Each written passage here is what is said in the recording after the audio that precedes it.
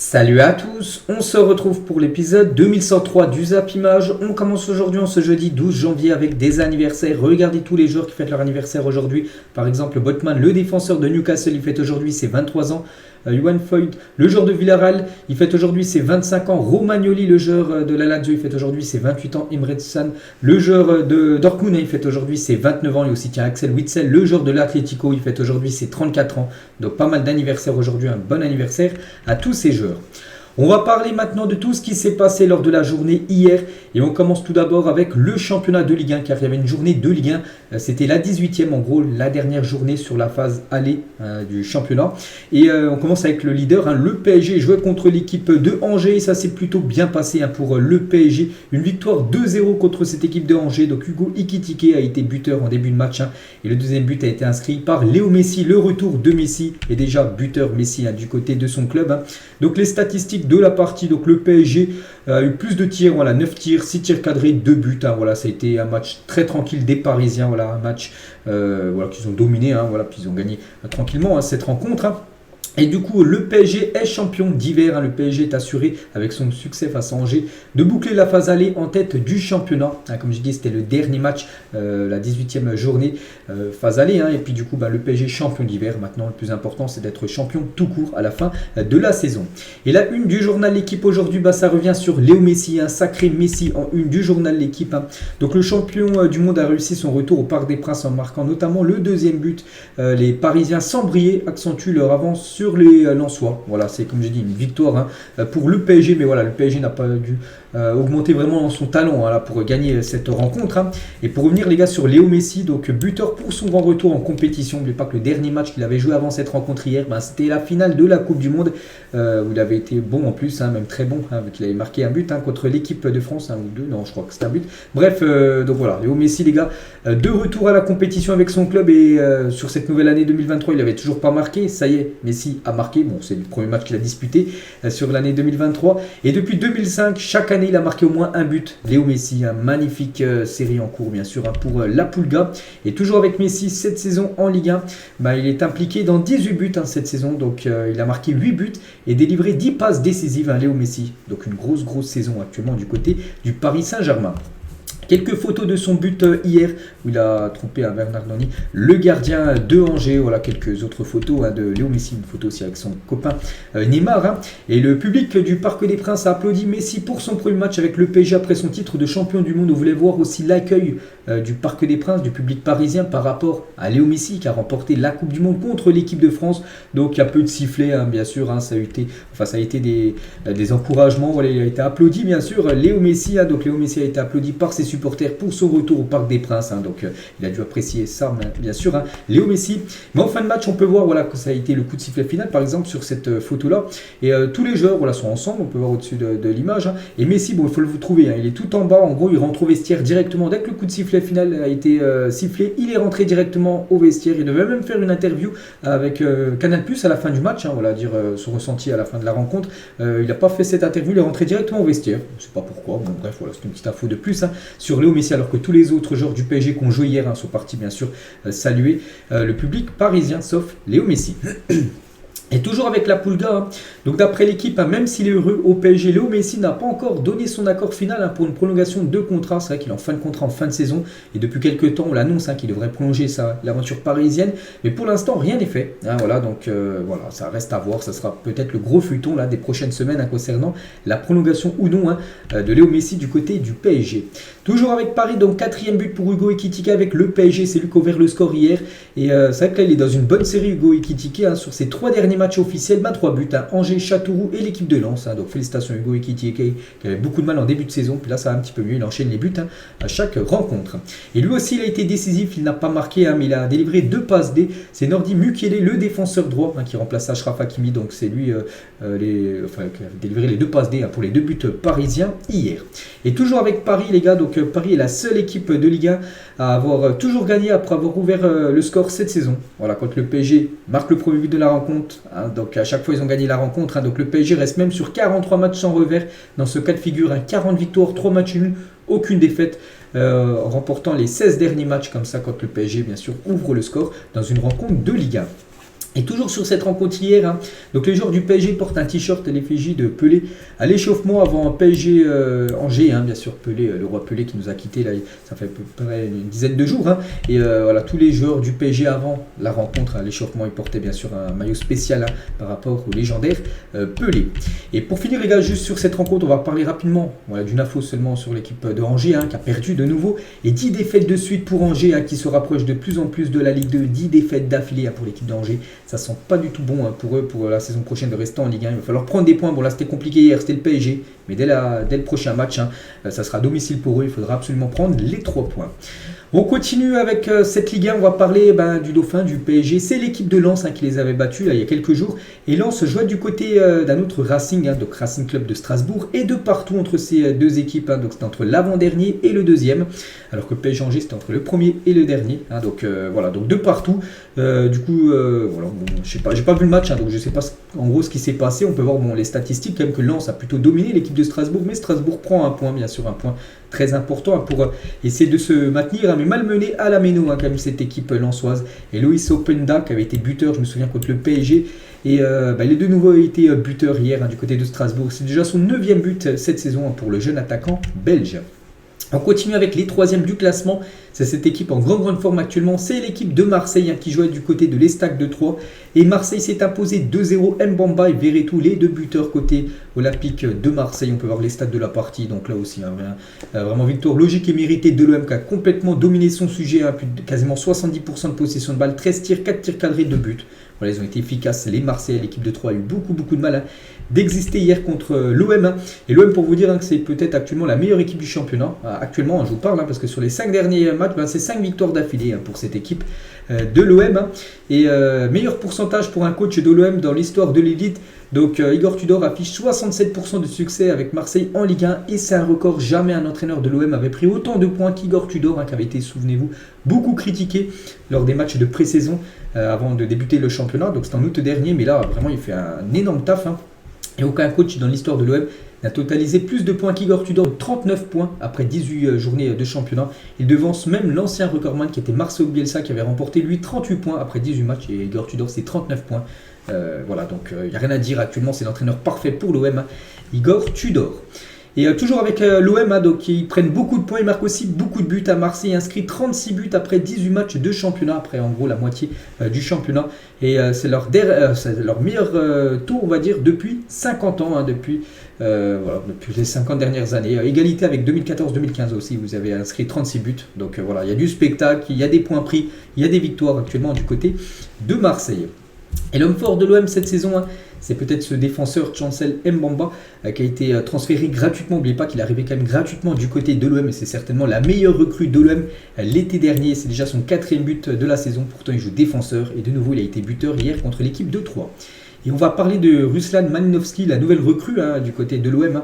Les supporters sont exceptionnels, on l'a ressenti ce soir. On joue à domicile, tout le stade nous encourageait. Je remercie tout le monde pour le soutien, ça sera chaud lors du prochain match à domicile parce que voilà, c'était ses premières minutes. Donc il est rentré en cours de jeu, dès qu'il a joué, au bout de 20 secondes, il a déjà pris un carton jaune. Bon, voilà, c'est rien, bien sûr, il y a eu la victoire pour l'OM, mais voilà, ce qu'il dit, bien sûr, il a été surpris par tous les supporters marseillais qui avaient du côté de Troyes. Pourtant, l'OM a bien sûr joué à l'extérieur. Et Balerdi confirme qu'il ne quittera pas l'OM cet hiver. On en parlera tout à l'heure de Balerdi. J'ai parlé avec mon agent et je veux rester ici, c'est sûr. Bon, après, entre ce qu'il dit et ce qui va arriver, on verra parce qu'il reste encore pas mal de jours de mercato. Mais on reviendra tout à l'heure, bien sûr, sur le joueur de l'OM.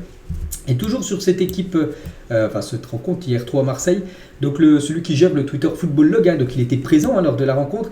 Et l'Estac a installé une télécabine de ski pour fêter l'hiver au bord de la pelouse pour que les fans puissent assister à la rencontre contre l'OM. L'idée est folle, donc voilà. Vous regardez le match en tribune, il y en a, ils ont regardé le match dans une cabine, une télécabine de ski. Voilà. Et il a eu aussi accès au vestiaire tout simplement de Troyes avant la rencontre. Puis il ressemble énormément à celui de Manchester City. N'oubliez pas que Manchester City et Troyes, ils ont le même propriétaire. On continue on descend un peu dans le classement après les 4e, derrière le PSG, Lens, Marseille. C'est l'équipe de Rennes qui jouait du côté de Clermont et très mauvaise performance des Rennais. Une défaite 2-1 du côté de Clermont. En plus, ils ont pris le 2e but à la 95e minute. Un Gastien inscrit ce deuxième but synonyme des 3 points pour l'équipe de Clermont et du coup aucun point pour l'équipe de Rennes. En plus Rennes a fini le match en jouant à 9, ils ont pris 2 cartons rouges en fin de match, Benjamin Bourigeaud après un rouge. N'oubliez pas que le prochain match de Rennes c'est contre le PSG, il y a déjà Martin Terrier qui manque, Benjamin Bourigeaud aussi, un autre joueur cadre, ne sera pas là contre le PSG dimanche, donc pas du tout une bonne soirée hier pour l'équipe de Rennes. On peut voir les stats de la partie, on peut voir que Clermont, comme je l'ai dit, ils ont marqué le deuxième but à la 95e minute et Clermont a marqué 3 buts après la 90e minute de jeu cette saison. Donc voilà, ils sont souvent bien sûr décisifs en fin de rencontre, les joueurs clermontois. Et toujours avec Clermont, donc Kay a donné le tournis à Omari. Donc Kay, c'est un joueur de Clermont, une note de 7. Et Omari, le joueur de Rennes, a une note de 3 sur 10 par rapport à sa rencontre hier.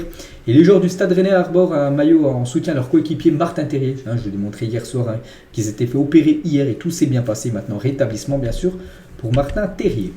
On continue et on descend dans le classement. Après, c'est l'équipe de Monaco la mieux classée, suivie par Lorient. Et du coup, Monaco accroche le match nul 2 partout, parce qu'ils égalisent à la 93e minute grâce à Ben Yedder. Donc un bon point pris, on va dire, pour cette équipe de l'AS Monaco. Donc les statistiques du match entre ce Lorient-Monaco.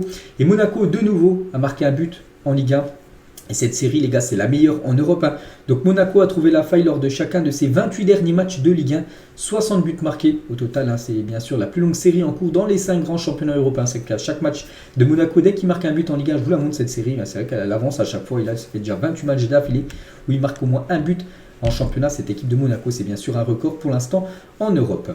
Et concernant l'équipe de Lorient, les gars, Terem Moffi a inscrit son 5e but en Ligue 1 contre Monaco. C'est son adversaire favori, c'est sa proie favorite, on va dire, cette équipe monégasque. Déjà 5 buts inscrits par Moffi contre Monaco. Ensuite, c'est Lille, l'équipe la mieux classée. Elle joue contre Brest. Bon, pas grand chose à dire. 0-0 dans cette rencontre. Donc Lille reste à la 6e position. Pourtant, Lille a dominé. Brest, aucune frappe cadrée. Donc il ne risquait pas de marquer. Donc voilà, 0-0. Il y avait aussi Nantes-Lyon. La même chose, 0-0. Lyon reste 8e quand même de la Ligue 1. Ils sont très très loin. Nantes à la 14e position. Donc là aussi, c'est pas passé grand chose.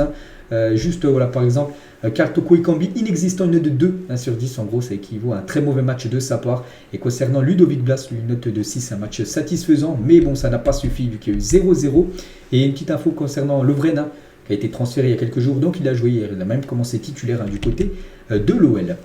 On va parler du carton de la soirée d'hier. C'est l'équipe de Nice contre Montpellier, victoire 6-1 de Nice. Donc voilà, c'est pas mal.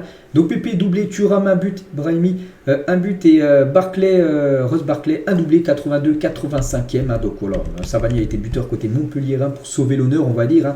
Donc Nice, c'est 10 tirs cadrés, 6 buts. Donc voilà, il n'y a rien à dire. Ultra efficace cette équipe niçoise, n'oubliez pas, il y a quelques jours, Lucien Favre a été licencié et du coup l'électrochoc, bon là c'est Didier Dijard, donc le coach par intérim, avant de trouver vraiment un coach numéro 1, mais voilà, un 6-1 bien sûr, Nice répond présent bien sûr avec une belle victoire, et Nice n'avait plus marqué 6 buts dans un match de championnat depuis le 23 novembre 2015, c'était contre Bordeaux, ça faisait plus de 7 ans qu'il n'avait pas marqué autant de buts dans une rencontre de Ligue 1.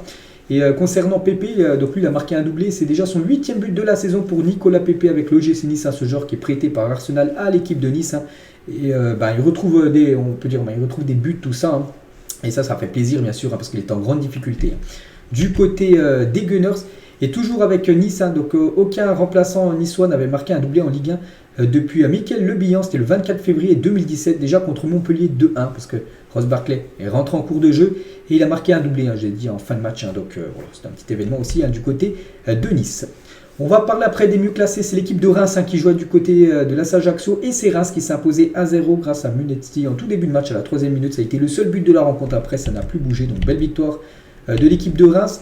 Et Reims, c'est aussi une équipe en forme, parce que Reims n'a perdu aucun de ses 10 derniers matchs de Ligue 1. C'est la plus longue série en cours dans l'élite. Même le PSG, même Marseille, même Lens, ils ont perdu des matchs sur les 10 derniers matchs, alors qu'eux, ils n'ont pas perdu de matchs sur les 10 dernières rencontres. Bon, ils ont fait pas mal de nuls, ils ont gagné quelques matchs comme celui d'hier, mais ils ne perdent pas sur les 10 derniers matchs, cette équipe de Reims.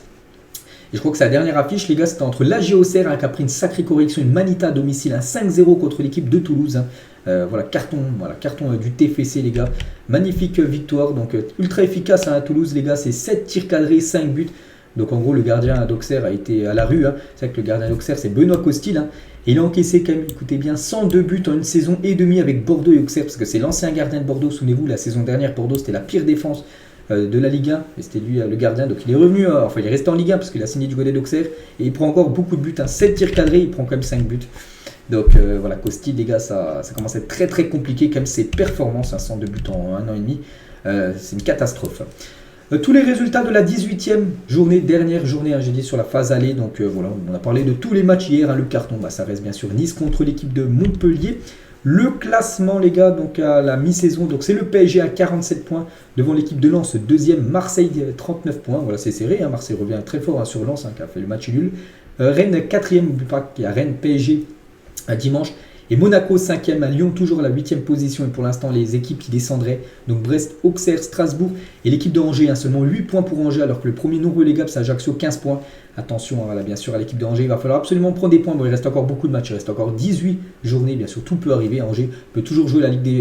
peut-être pas, s'ils gagnent tout, ça m'étonnerait, mais voilà, ils peuvent toujours terminer la première partie de classement si bien sûr ils gagnent tous les matchs, mais il faut gagner bien sûr toutes ces rencontres.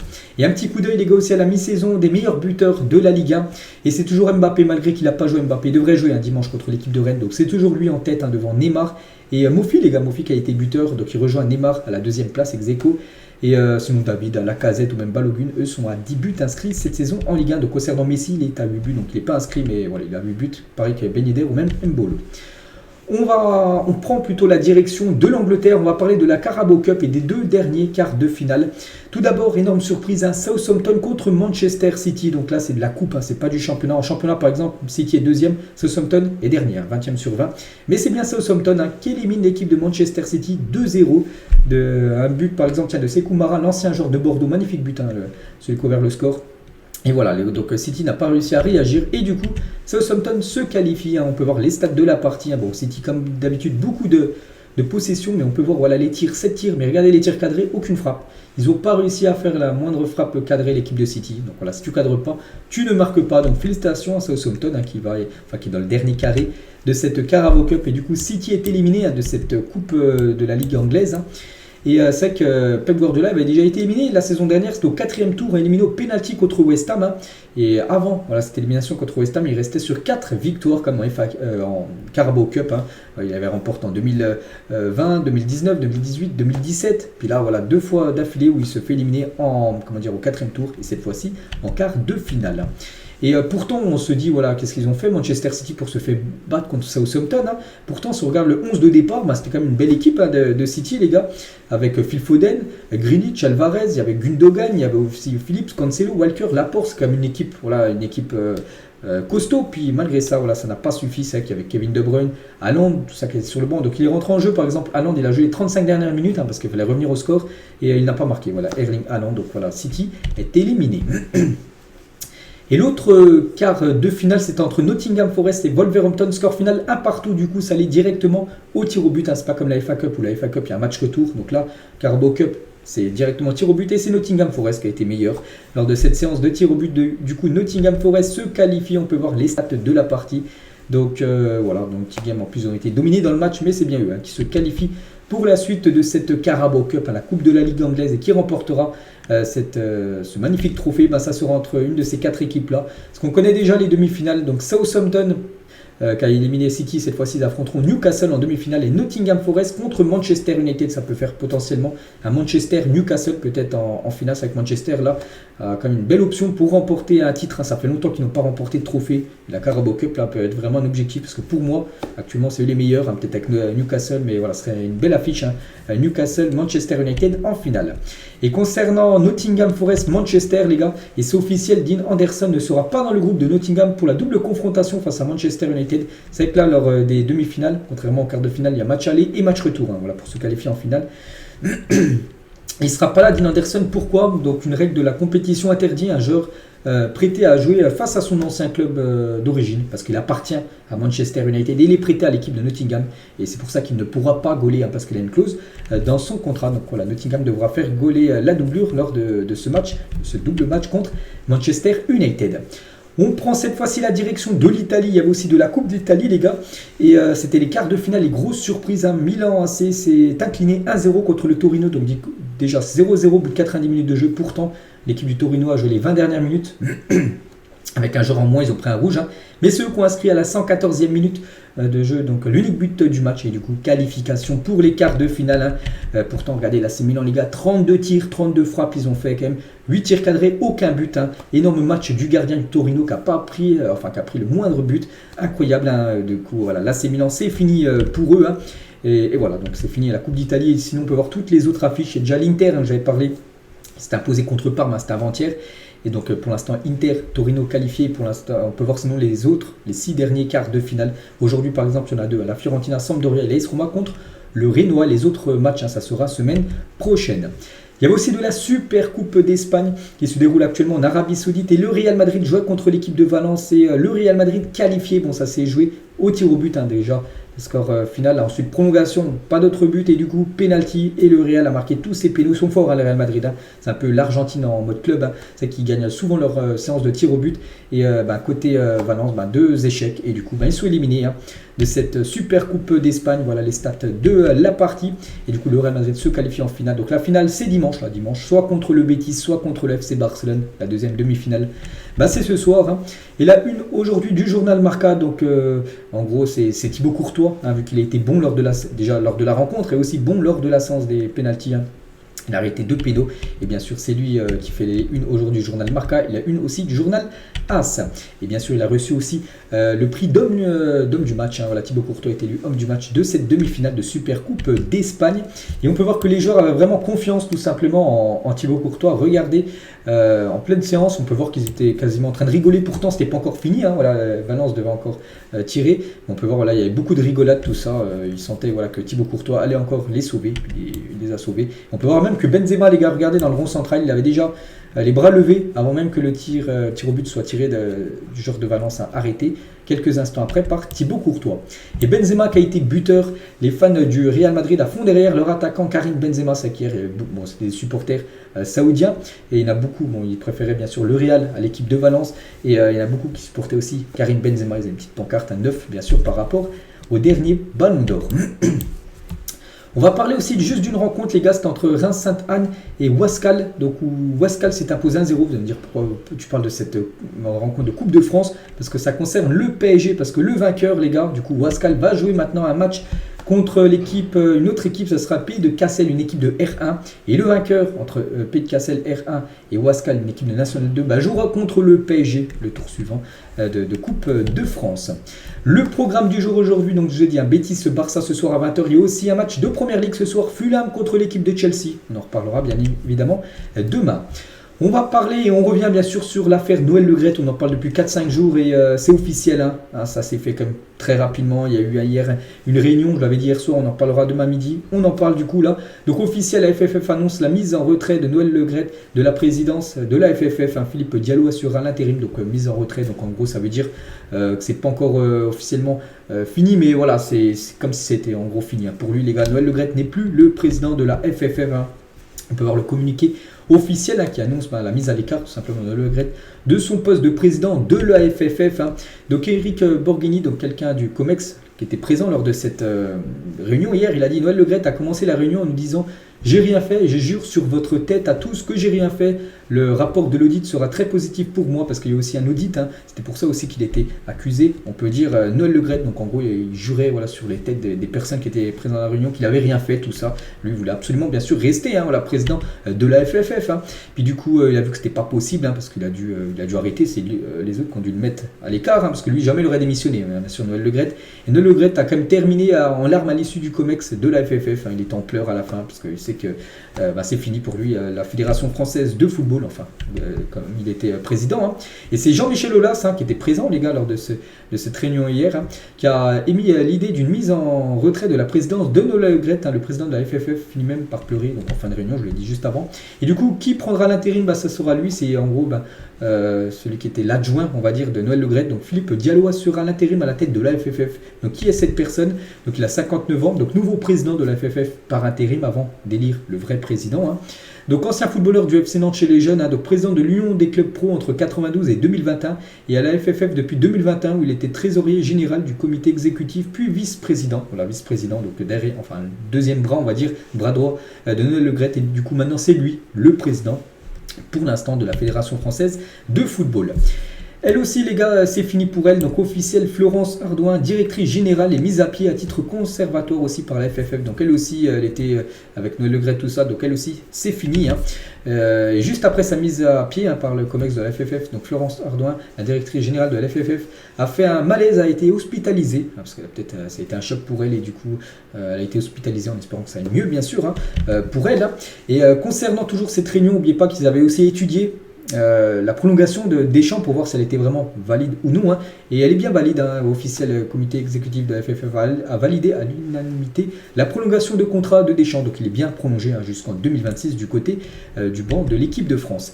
Et Deschamps, les gars, il a réagi par rapport aussi à tout ça. Donc par rapport déjà à Noël Le Graët. Ses propos, comme il l'a reconnu et admis, ont été inappropriés. Je trouve que c'est une très bonne chose qu'il ait présenté ses excuses à Zizou. Donc il n'a pas trop voulu dire aussi n'importe quoi sur Noël Le Graët. Parce que Noël Le Graët l'a quand même mis dans de bons règles comme depuis longtemps, bien sûr, Deschamps. Donc voilà ce qu'il a pu dire, Deschamps, très, très léger, voilà, sur Noël Le Graët. Et Deschamps, cette fois-ci, sur Zidane, la situation sportive fait que cela a amené une rivalité sportive entre nous deux. C'est vrai que l'ambiance n'est pas super bonne entre Zidane et Deschamps. Ça date pas de là, il y a quelques jours, ça date depuis longtemps, même depuis 98, où c'était les deux meilleurs joueurs de l'équipe de France, Zidane, le numéro 10, et Deschamps, le capitaine. Donc il y avait toujours une rivalité sportive pour savoir qui était le meilleur, tout ça. Et voilà, même lui il le dit, Deschamps.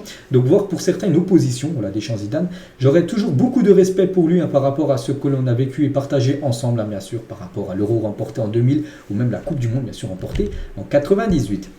Et toujours sur cette affaire FFF, donc Romain Molina, il a dit Noël Le Graët ne tombera pas tout seul, il emportera d'autres personnes avec lui, ne sous-estimez pas l'esprit de vengeance des gens de la FFF, la guerre a officiellement commencé. Donc d'après Romain Molina, il y aura encore des autres personnes qui pourraient être licenciées dans les prochains jours, prochaines semaines, du côté de la FFF. Donc bien sûr, dès que j'ai des autres infos, je vous dirai tout ça. On va parler de quelques transferts et celui-là, les gars, il est annoncé comme depuis quelques temps. Pourtant, il va aller dans deux autres clubs. C'était plus Manchester United ou Arsenal. Puis du coup, Chelsea est arrivé là en l'espace de 2 jours. Ça a été fait, les gars. Voilà, c'est officiel. Chelsea annonce la signature de Félix. Donc une signature en prêt. Il est prêté jusqu'à la fin de la saison, les 6 derniers mois. C'est un prêt payant. Chelsea va débourser plus de 11 millions d'euros à l'équipe de l'Atlético pour se faire prêter Félix. Et en fin de saison, il retournera du côté de l'Atlético. Et donc voilà, quelques photos de Félix. C'est officiel, comme je l'ai dit, les gars, il a bien rejoint cette équipe de Chelsea. Il portera le numéro 11. S'il y a des grands fans de Félix qui veulent s'offrir son maillot, ça sera le 11 dans le dos. Hier, il a même participé à son premier entraînement du côté de Chelsea. N'oubliez pas que Chelsea joue ce soir contre Fulham. Donc quand je fais la vidéo, je ne connais pas le groupe. Peut-être, peut-être Graham Potter peut le mettre dans le groupe, peut-être le mettre directement titulaire parce qu'on sait qu'il y a pas mal de blessés actuellement. Du côté de Chelsea, en attaque, il y a une photo de Félix avec Aubameyang, peut-être les deux attaquants de cette équipe des Blues. Et Félix, les gars, ses stats depuis la saison 2018, c'est 156 matchs, plus de 9459 minutes, 50 buts et 23 passes D. Va-t-il se relancer? Bon, on verra, voilà maintenant. C'est une recrue, on va dire, phare comme de l'équipe de Chelsea pour essayer de sauver le club, parce que Chelsea actuellement, ils sont très loin, ils sont 10e du classement. Et pour vous dire vraiment que Chelsea, les gars, actuellement, avec Félix, c'est une bonne nouvelle, parce que ils ont pas mal de blessés, et Christian Pulisic, donc il est forfait pour les 2 prochains mois. Donc voilà, Mount est blessé, Sterling est blessé, et Pulisic, les gars, 2 mois quand même où il va être blessé. Donc voilà, c'est pour ça qu'il devait recruter un attaquant. C'est pour ça que Félix est arrivé. Et le front de l'attaque de Chelsea, c'est qu'il y a beaucoup de noms comme Mount, Sterling. Bon, les deux sont blessés. Félix, Havertz, Ziyech, Pulisic, Aubameyang, Broja ou même Fofana. Donc c'est vrai qu'ils ont une sacrée. Quand on voit ça, c'est comme une sacrée attaque. Et maintenant, il faut que ça réponde présent. N'oubliez pas que par exemple, Haaland a marqué plus de buts, 21 buts cette saison en première ligue que toute l'équipe de Chelsea où ils en inscrivent 20. Donc voilà, maintenant c'est avec tout ça qui doivent marquer beaucoup plus de buts qu'actuellement. On continue avec des autres infos. Mercato, Aston Villa fait de Matteo Guendouzi une priorité. Je l'avais dit hier qu'une équipe anglaise était intéressée, le nom n'avait pas filtré. Et du coup, on connaît le club. C'est Aston Villa, les gars, qui veut Matteo Guendouzi. Et il serait même prêt à faire une première offre de 30 millions d'euros pour Matteo Guendouzi. Le club anglais a même les moyens de monter jusqu'à environ 40 millions d'euros, bonus compris. Donc Marseille, les gars, s'ils voient une offre de 40 millions d'euros arriver pour Guendouzi, il pourrait peut-être être vendu, parce que 40 millions d'euros, c'est une énorme somme. Donc à voir, les gars, ce qui va se passer. Et un autre joueur aussi de l'OM qui pourrait quitter le club, on a parlé tout à l'heure, c'est Leonardo Balerdi, pourrait rejoindre l'Ajax, même s'il l'a dit hier au micro, tout à l'heure je vous l'ai dit, quand on parlait du match 3 Marseille, qui voulait rester, tout ça. Bon, c'est jamais, bien sûr, à tout moment il peut être transféré. Le club néerlandais serait prêt à investir entre 15 et 20 millions d'euros. Longoria, pour l'instant, ne veut pas entendre parler d'un départ de l'Argentin. Donc on verra, parce qu'il reste encore 19 jours exactement de mercato hivernal. Et c'est vrai que Marseille, les gars, a déjà vendu Gerson 20 millions d'euros. Peut-être Guendouzi entre 40, ça peut peut-être monter jusqu'à 50 avec des bonus, on ne sait pas. Et Balerdi, 20 millions d'euros, c'est vrai que Marseille peut récupérer quasiment, s'ils vendent tous ces joueurs-là, quasiment 90 millions d'euros accumulés. Ce serait énorme. Bon, après, bien sûr, c'est des joueurs qui quittent le club, donc bien sûr, il faudra trouver des remplaçants. Et un autre joueur aussi pourrait quitter le club, même s'il ne joue plus actuellement du côté de Marseille. C'est un joueur de l'OM prêté à l'équipe de Elche. C'est Paul Lirola, souvenez-vous, du défenseur espagnol. Donc, serait tout proche de s'engager avec l'AC Monza. Donc, actuellement, il joue du côté de Elche. Donc, Elche est d'accord pour le rendre à l'OM, qui l'enverra ensuite en Italie en prêt. Donc, voilà, peut-être Paul Lirola, les gars, direction la Serie A. Et d'après un site, on va dire, sportif du Ghana, donc André Ayou pourrait faire son retour à l'OM cet hiver. Donc, voilà aussi une option qui pourrait être crédible du côté de l'OM. Le retour d'André Ayou, un ancien joueur, bien sûr, de l'équipe marseillaise. Et toujours avec l'OM, sera intéressé par ce joueur Adara Bioyo, défenseur central de 25 ans évoluant à Fulham. Je ne vous cache pas, je ne connais pas du tout ce joueur. Et Marseille, voilà, s'ils perdent Balerdi, tout ça, bien sûr, ils vont devoir reprendre ça à des autres joueurs. Et ce joueur aussi peut être une option pour l'équipe de Marseille en défense. On va parler de Morgan Sanson, ancien joueur de l'OM, maintenant joueur de Aston Villa, et se rapproche d'un retour à Montpellier. Comme j'ai dit, peut-être Aston Villa va recruter Guendouzi, et du coup, il y aura peut-être un départ. C'est peut-être Morgan Sanson, les gars, lui qui devrait revenir en Ligue 1, et du côté de Montpellier. Concernant l'équipe de Nice, elle pourrait perdre quelques joueurs. Donc un accord total est sur le point d'être trouvé entre Wolverhampton et Nice pour Mario Lemina. Ça devrait se faire là. Pendant ce mercato, le montant du transfert serait estimé à 10 millions d'euros que récupérerait l'équipe de Nice. Donc Lemina débarquerait du côté de la Première Ligue et lui aussi pourrait quitter l'équipe de Nice. C'est Andy Delors qui est OK pour rejoindre le FC Nantes.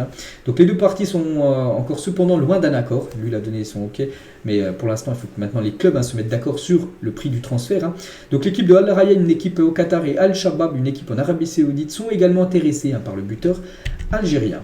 On va parler toujours du FC Nantes, parce qu'on parlait d'Andy Delors, peut-être qu'il va rejoindre Nantes. Et lui aussi, les gars, le FC Nantes est aussi intéressé par Jeffrey Adelaide. Mais le problème, le milieu de terrain ne souhaite cependant pas quitter le 69, en gros, la région lyonnaise. Et voilà, donc ça va peut-être se faire l'été prochain, mais là, cet hiver, ça sera peut-être compliqué. L'AS Monaco pousse pour une arrivée de Danilo. Nottingham Forest courtise également le crack brésilien. Voilà, ce genre Danilo qui joue du côté de Palmeiras, il pourrait débarquer en Europe, peut-être du côté de Monaco ou en Angleterre. Roger Schmidt confirme en conférence de presse, donc c'est le coach du Benfica. Enzo Fernandez reste au Benfica cet hiver. On ne quittera pas le club maintenant, c'est sûr. Peut-être l'été prochain, mais là cet hiver, c'est sûr qu'il sera conservé par l'équipe portugaise. On va parler de Bakayoko, est en discussion avec l'AC Milan pour mettre fin à son prêt. Chelsea est prêt à libérer le milieu français de son contrat pour qu'il puisse s'engager librement avec un autre club. C'est que Bakayoko, depuis son départ de Monaco, il arrive à Chelsea, puis à chaque fois il était transféré à Naples, à l'AC Milan, il a joué dans pas mal de clubs. Et du coup, voilà, Chelsea pourrait le faire revenir, casser son prêt, et du coup il pourrait signer où il veut, le joueur Bakayoko. Leicester a fait une belle offre pour Nico Gonzalez, un joueur argentin. Selon Sky Italia, Leicester a fait une offre de quasiment 34 millions d'euros pour Nico Gonzalez. La Fiorentina est prête à accepter cette généreuse proposition pour son joueur de 24 ans. Voilà, ce joueur de la Fiorentina pourrait débarquer du côté de Leicester, parce que 40 millions d'euros pour la Fiorentina, bien sûr, c'est le jackpot. Quelques infos aussi, transfert officiel. Donc officiel, Alex Moreno quitte le Betis Séville, s'engage à Aston Villa. Montant du transfert 14 millions d'euros. Voilà, ce joueur qui devait jouer ce soir, par exemple contre le Barça en Supercoupe, ne sera pas là parce que maintenant c'est un nouveau joueur de Aston Villa. Voilà, il quitte le Betis direction la Première Ligue. Lui aussi, j'avais parlé il y a quelques jours, c'est bien officiel. C'est Carlos Alcaraz, donc c'est pas le tennisman, c'est un joueur argentin et il signe du côté de Southampton. Voilà, Southampton annonce sa signature contre 14 millions d'euros. Des nouvelles aussi d'Hatem Ben Arfa, actuellement sans club, est libre depuis son départ du LOSC. Ben Arfa continue de s'entraîner dans son coin. Il est toujours en quête d'un nouveau projet stimulant, voilà, pour Ben Arfa qui a fait beaucoup de clubs, ça on le sait. Et pour l'instant, il s'entraîne peut-être avec un préparateur physique, mais pour l'instant personne n'a voulu encore le recruter. Pourtant il est libre, il peut recruter. Il peut être dans une arrivée d'un club gratuitement, vu qu'il n'a pas de contrat. Donc il attend un projet. Et Jérémy Ménez, sur Ben Arfa, il a dit pour nous tous, le plus fort c'était Hatem Ben Arfa à l'époque. C'était notre Messi à nous. C'est vrai qu'après Ben Arfa a fait pas mal de mauvais choix, je pense, de carrière. C'est dommage qu'il n'aurait pu vraiment jouer dans des top clubs. Bon, il a joué dans des top clubs, mais à chaque fois, ça a été toujours un peu bizarre, bien sûr, dans ces clubs. Hatem Ben Arfa. Steven Gerrard, les gars, sera en discussion avec la Fédé polonaise pour prendre la tête de la sélection. Vous savez que l'ancien sélectionneur de la Pologne a été licencié après la Coupe du Monde. Et Steven Gerrard pourrait devenir le nouveau sélectionneur polonais. Et on finit, les gars, cet épisode aujourd'hui et on va parler de Cristiano Ronaldo. Il y a 8 ans, jour pour jour. C'était une remise d'un ballon d'or et Ronaldo remportait son troisième ballon d'or, son troisième sur les 5 remportés par le légendaire CR7. Donc il devançait Léo Messi qui avait terminé deuxième et Manuel Neuer qui avait terminé à la troisième position. Donc voilà les gars, la fin de cet épisode. J'espère que ça vous a plu. On se retrouve ce soir pour la deuxième partie de l'épisode. Bonne journée à vous et à tout à l'heure.